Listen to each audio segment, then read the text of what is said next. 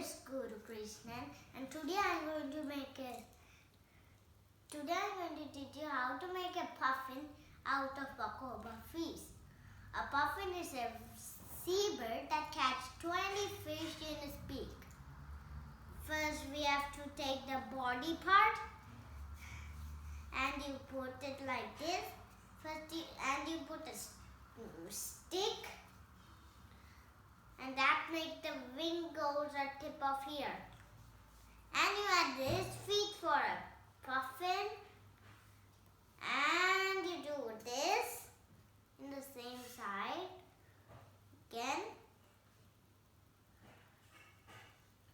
And you need to measure so we can guess the stick is in the same direction. So that's important. And you need to add wings, and you need to add another wing,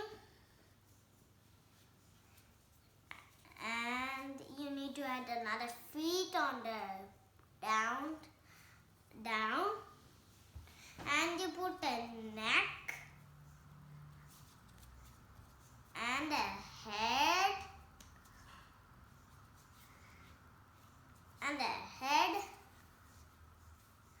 and a tail and this eyes. There it go, a puffin.